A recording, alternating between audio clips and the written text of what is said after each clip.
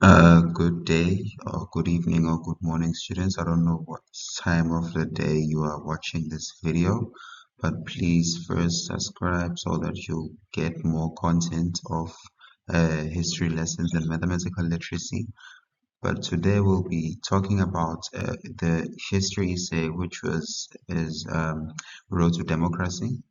And you please excuse my English grammar or whatever I may call it because I'm not fluent in English. Even when I'm speaking, you can just listen. So I'll be teaching you guys how to master this essay in a much more easier way because I know some of you think that it is a difficult essay and whatnot, but today we'll be studying this essay and we'll make sure that we understand the essay and how to master the essay itself. So now, please leave down the comments below the video to let me know how you felt about the video or which places I went wrong when I was explaining, and please suggest any other essays that I may help with. And also source work, I can also help with source work. I just wish I could just create some sort of a TikTok account where we could go live and we could discuss history issues and mathematical literacy issues. But then let me get on with the topic. So firstly, on the slide that I created, I have written some tips. Actually, this is only one tip. I was wishing I could add more, but then I have added tip here on how to master this essay. So for you, in order to master this essay, you need to ask yourself the W and H questions. So these questions are like, how did it happen? Where and when and where did it take place? Who were there? Who was there? What were the challenges? What was the agreement or solution? And maybe you could ask yourself, how did violence distract the process of negotiations, which will go into further details. So now here, the first paragraph is the release of Nelson Mandela. So we all know that there were internal and external pressures. Internally, people were starting to resist apartheid by doing all forms of protest and stuff.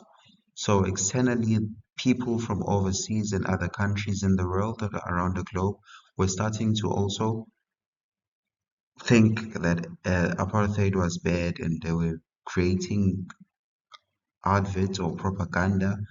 Yes, and they were criticizing apartheid because there were loss of lives, and now the world has started to see the thing about race at a different view, that there's only one race, the human race, nothing, that no race is uh, much more powerful than the other or much more superior than the other, and the other is inferior. So the world has started believing on that. So they criticized apartheid and they made all types of uh, sanctions. Yes, they created sanctions when it came to transportation and trading.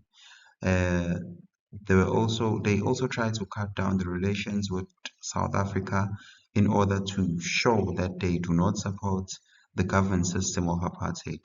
So that was just the background of understanding what the external and internal pressures were. So due to internal and external pressures, the country became ungovernable. And who was the leader at that time? The Prime Minister was F.W. de Klerk, who was then pressurized to introduce some changes or reforms. On 2 February 1990, de Klerk announced the banning of all political organizations and the release of political prisoners.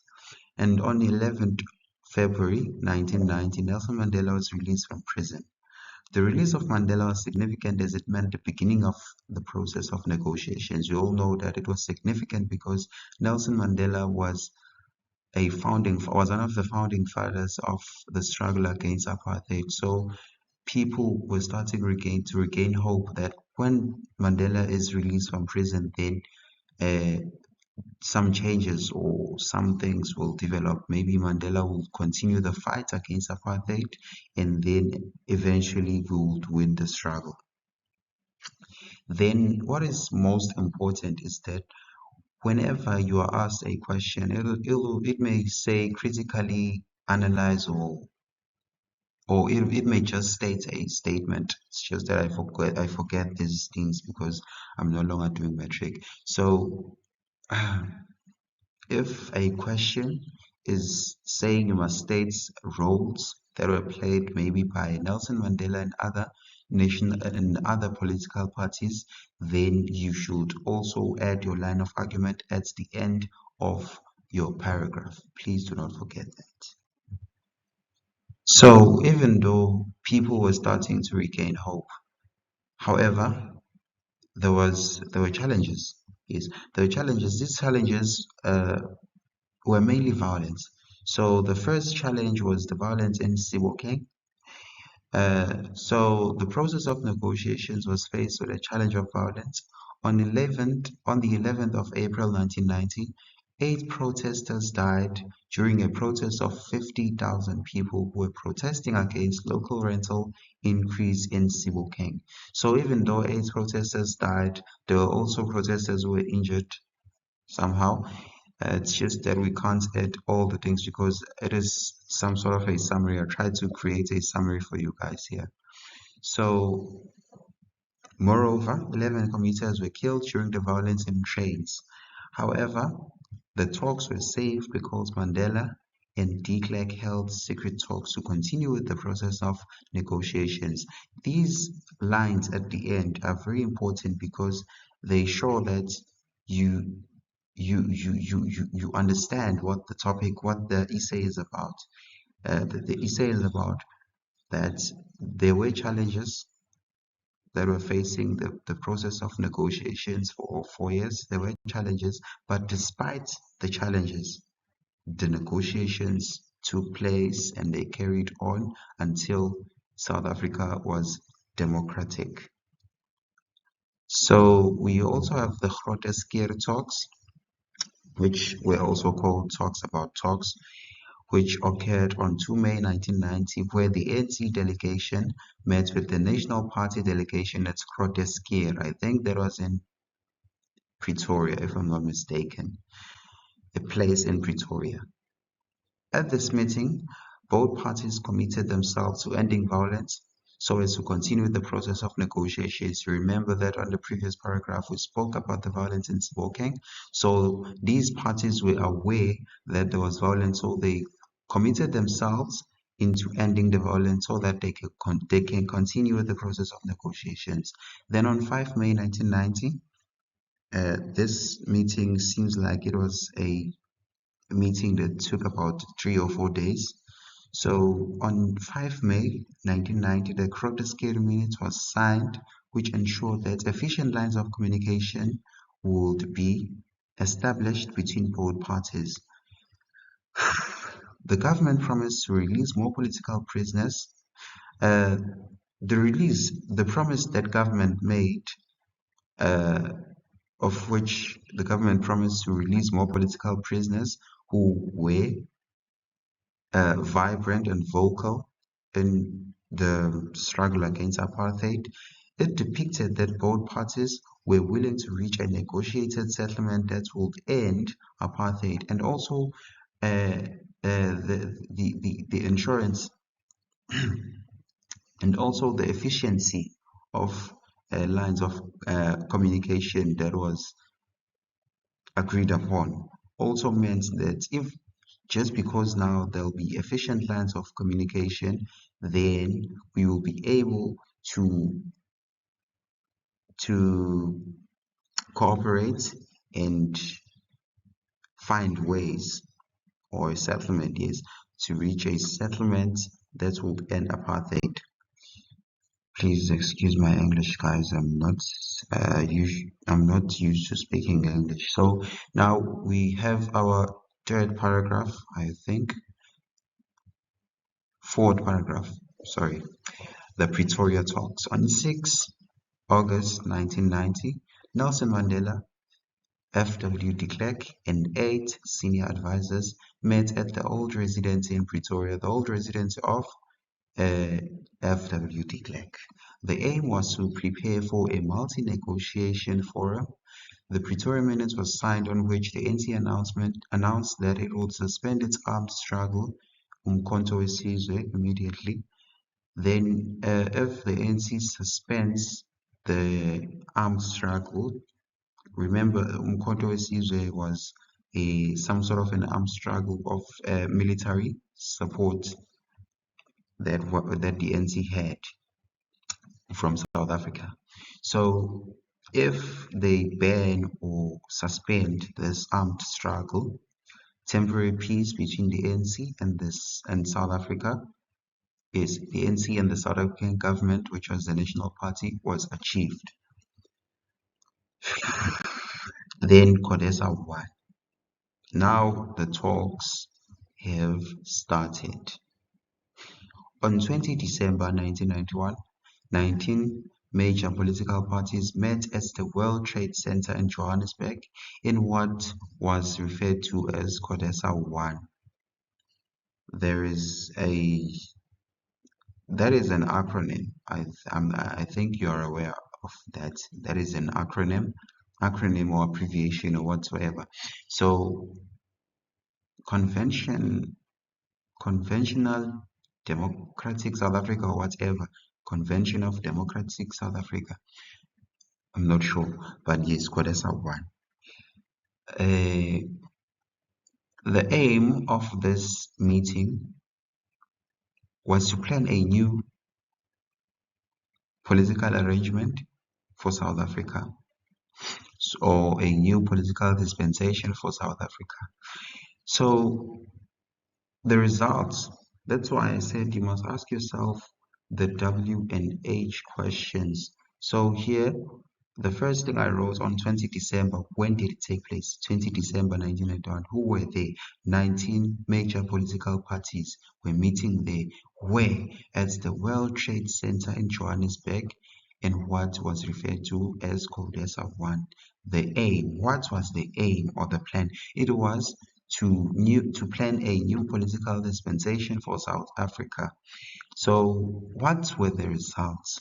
A declaration of intent was signed, which committed all parties to bring about an undivided South Africa. Moreover, 5 working groups were established to prepare for CODESA 2. That was CODESA 1. So in CODESA 1, 5 groups were established, which were established for the preparation of CODESA 2, the continuation of the talks.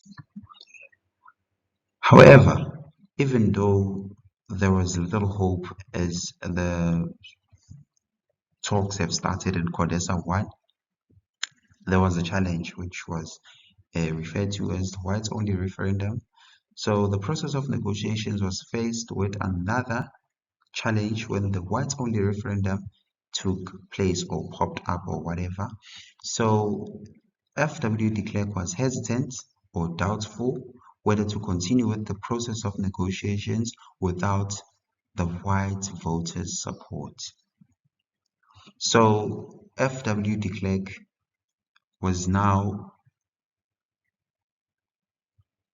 FW de Klerk was now concerned about what white people or white voters had to say about the process of negotiations, whether the process must continue or not. So to test the opinions of whites, de Klerk called for a whites-only referendum where 80% of white people registered to vote and 68.7% voted yes, which from 80% and then 68% voting yes, I think maybe about 11.3% voted no. So this was a clear indication that the majority of whites supported the negotiations process, of which was an advantage. So you add your line of argument there. Then we have CODESA 2. The process of negotiations commenced once again in May 1992.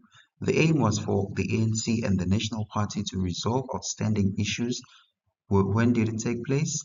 Even though we don't know the exact date, but it commenced in May 1992. That is how you answer your when question. When did it take place? Again, at the World Trade Center in Johannesburg. And then the aim was for the ANC and the National Party to resolve outstanding issues that confronted the process of negotiations. So, however, the negotiations did not go as planned at CODESA 2. Consensus or agreement was not reached on issues such as majority rule, power sharing, regional powers, and how to end the ongoing violence. So they did not know, or there was no solutions or no agreement at all at these issues of majority rule, because if they stated that the majority should rule the country, of which were South Africans, black South Africans, obviously. So the white minority uh, officials or the government did not allow that. So they also did not want to share power, and then they did not agree on having regional powers, that there must be people who have power on that region or on that province. Uh, Maybe of the ANC, not the National Party. So they did not agree on that. So the ANC and its allies walked out of CODESA 2, threatening rolling mass action. But however, Mandela and de Klerk had to find ways to finalize the talks. You then add your line of argument there. So actually, I'm not doing much here. I'm just elaborating on how I summarize this essay and how I withheld some information, but then the teacher who is marking can easily find that out. Then we have violence in the 1990s. During the 1990s, violence continued to challenge or obstruct the process of negotiations as usual.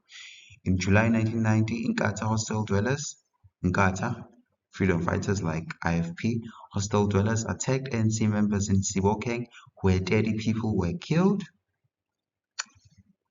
First incident of violence. There are three in this paragraph. There are three incidents of violence, but then it is just a short paragraph, a short summary, because I do not want to make this essay seem as hard as many students think it is. So during the 1990s, oh no, the first incident of violence took place in 1990, where Inkatha hostel dwellers attacked ANC members in Sebokeng, and 30 people were killed. So again in June 1992, Inkatha mine workers attacked residents of Boipatong, where 49 people were killed. The first one, Inkatha hostel dwellers, and then the second one, Inkatha mine workers. Don't confuse the two. In Bisho, in September 1992, ANC supporters, now it's the ANC supporters. So firstly, it is IFP hostel dwellers, IFP mine workers, Inkatha hostel dwellers, Inkatha mine workers, and then now the ANC residents or ANC supporters. In 1992, September in Bisho, ANC supporters marched against Ciskei Bantustan leader Okwaqozo. Soldiers opened fire, killing 28 people and wounding 200. To solve all the ongoing violence, de Klerk invited Mandela to discuss ways to find peaceful solutions. So despite the ongoing violence, however, Nelson Mandela and de Klerk invited Nelson Mandela so that they could talk about the ways on which to find peaceful solutions instead of violence. So now we are almost towards the end. Now we have the breaking down of CODESA 2. The process of negotiations was once again challenged when CODESA 2 broke down. At CODESA 2, there were a number of issues discussed, including the neutrality of the SAPC. They wanted SAPC to be neutral, the disbanding of the MK. Remember that during the Pretoria talks, the Pretoria talks, the ANC claimed to ban or to disband or to suspend the Umkhonto weSizwe, but however, the Umkhonto weSizwe was not suspended by the ANC, so that was an issue that was discussed on CODESA too.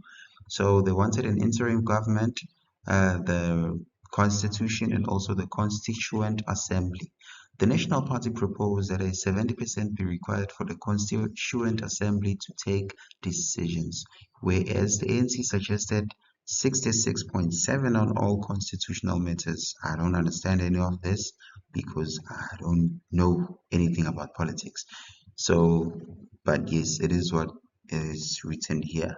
The National Party responded by rejecting this proposal, and the negotiations were deadlocked. So there was no way forward of the negotiations. The breakdown of CODESA too led to many incidents of violence as South Africans were once again losing hope. But then you do not forget to write at the end of your paragraph that Mandela and de Klerk, however, made attempts to restart or to resume the talks. The record of understanding. So due to the violence, the leadership of which was the ANC and the National Party had to find ways to move the country forward. Consequently, the ANC represented by Cyril Ramaphosa and the National Party which was represented by Rolf Meyer. So these two gentlemen, Cyril Ramaphosa and Rolf Meyer, held secret talks. They were representing their parties. So to finalize the talks, on 26 September 1992, the record of understanding was signed, which led to an agreement on issues such as a joint coalition to govern South Africa, a transitional government of national unity, and a constituent assembly in which no one will be bad. The signing of the record of understanding brought hope to South Africans that South Africa was heading towards democracy. So now we have Joe Slovo and the Sunset Clause. The breakthrough to the process of negotiations came when Joe Slovo proposed a sunset clause. In 1991, Joe Slovo published an article in the African Communist, which was a newspaper of that time, persuading the ANC to compromise its demand for immediate majority rule. So what Joe Slovo was proposing here was that the ANC should firstly compromise its request or its demand for immediate majority rule. The Sunset Clause allowed for a government of national unity for 10 years to ensure government jobs after the installation of a new government. It was then decided that South Africa's first democratic elections will be held on 27 April 1994. So you can just add that brought about hope to South Africans, I think, because now the date of the elections, the first democratic elections whereby blacks and whites will vote for the government of their choice was announced. However, even though uh, there was a brighter side at these negotiations, there was a tragedy once again. So it was the murder of Chris Hani.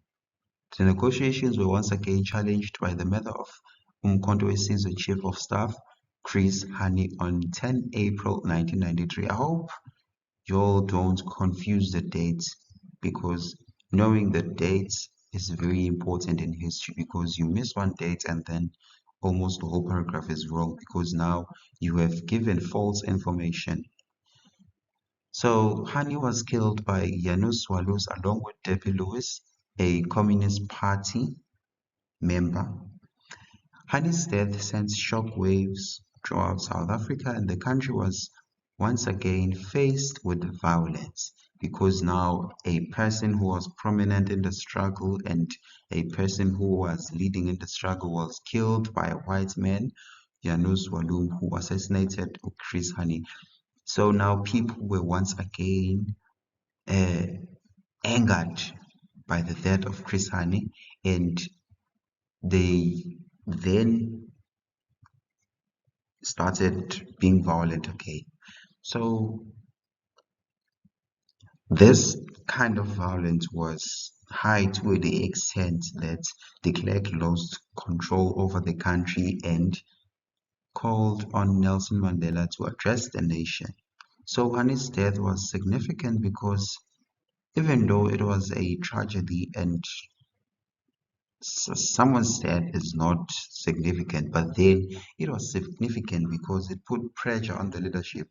Because when Hani died, people became violent, and when people become violent, government is pressurized to bring some reforms. So it was significant because when the people got violent, the leadership was pressurized to find a peaceful solution for the future of South Africa, and as a result, political organizations once again agreed that free and fair elections will be held on 27 April 1994. Again, the date of the election is again popping up. So once again, even though people have actually found the breakthrough of the process of negotiations, so despite the setting of the dates of the elections, violence continued to disrupt the negotiations. On 25 July, the negotiations. On the 25th of July 1993, 2,000 members of the AWB attacked the World Trade Center. Those were white soldiers. They attacked the World Trade Center. Then on 25 July 1993, the AW members were against the process of negotiations. Those were white supremacists who were against the process of negotiations. Then on July 25, again in 1993, APLA soldiers attacked St. James Church, killing 11 worshippers and injuring 58 worshippers. On 31 July 1993, APLA soldiers again attacked people at the Geldenberg Tavern in Cape Town, killing 4 people and injuring 6. Then on the 28th of March 1994, Inkatha supporters armed with traditional weapons marched to the ANC headquarters in Shell House. Security police of the ANC opened fire and 53 people were killed and 250 were injured. To achieve peace, however, Mandela de Klerk in Buthelezi held a peace summit to find solutions, some sort of a peace treaty. So what you need to understand there is that there are now 4 incidents of violence, but there's no problem if you state only 3, because what is important is that you state these incidents with the exact dates. So if you wish to at least state only 3 because you think you will forget the date of maybe one of the other one, so there is no problem. You can just state only 3, because one thing that is important about these violent incidents is that how you as the learner show that these incidents were disrupting the process of negotiations. So now the 1994 elections. So South Africa's first democratic elections began on 27 April with 19 parties that were also in at CODESA 1 contesting the elections. Voting began and Mandela decided to cast his vote in KZN, KwaZulu-Natal. On 26 May 1994, the IEC declared the elections free and fair. A new democratic South Africa was born. Nelson Mandela became the first black president of a democratic South Africa, and the 2 deputies were Thabo Mbeki and de Klerk, FW de Klerk. The 1994 elections marked the birth of a new nation that committed itself to the development of a democratic, free, non-racial, and non-sexist society. So this is just how it all ended, and we all know how it all ended. I don't think that any clarification is needed from me here. So yes, this is my short summarized Road to Democracy essay. Please, guys, excuse my grammar and my bad English. I'm not used to speaking English as I already stated previously, but please um, be sure to subscribe to my YouTube channel and also comment, like the video, and on the comment section, please state where I went wrong. I think is where I went wrong, and please suggest any other essays like the Black Consciousness Movement, the Black Power Movement, or any sources that you're struggling with, and I'm willing to assist.